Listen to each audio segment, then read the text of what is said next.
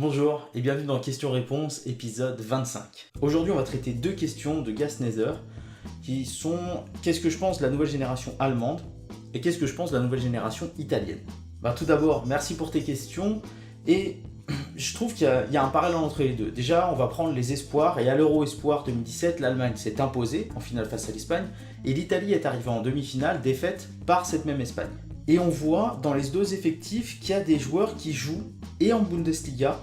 et dans le Calcio. C'est-à-dire que les clubs allemands et italiens font confiance à leurs jeunes et font confiance à ces jeunes qui ont 18, 19, 20, 21 ans en les titularisant, alors que ce soit Calcio A, Calcio B, Bundesliga 1, Bundesliga 2, mais beaucoup en Bundesliga. Je pense par exemple à Jonathan Tah,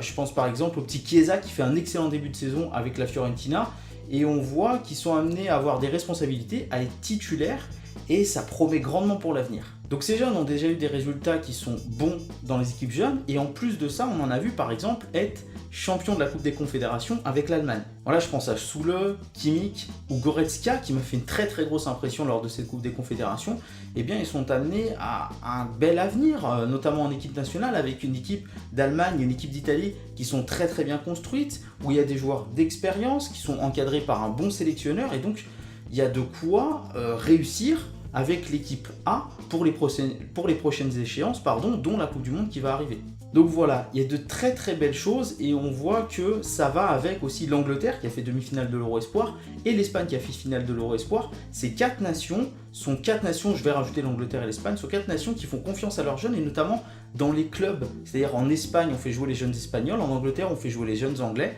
Et en France, il faut qu'on fasse jouer, il faut qu'on continue à faire jouer les jeunes français, même s'il y en a qui partent à l'étranger, dont le gros transfert de Dembélé qui était déjà à Dortmund, mais il y en a qui restent en France, dont le gros transfert à venir, puisque la somme n'est pas encore payée, c'est un prêt, mais de Mbappé de Monaco à Paris. Pour citer quelques joueurs, je pense notamment en Allemagne à Gnabry, à Weisser qui était le buteur si je me souviens bien lors de la finale de l'Euro Espoir, qui sont de grands talents. En Italie, Donnarumma bien entendu qui est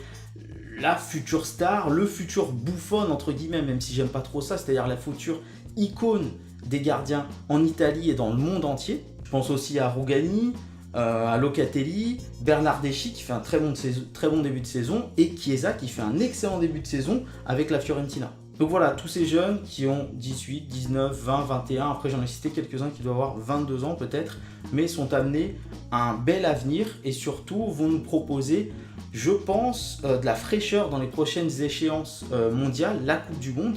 et le prochain Euro, et ça fait du bien, et ça va aller avec la jeunesse française, anglaise, espagnole,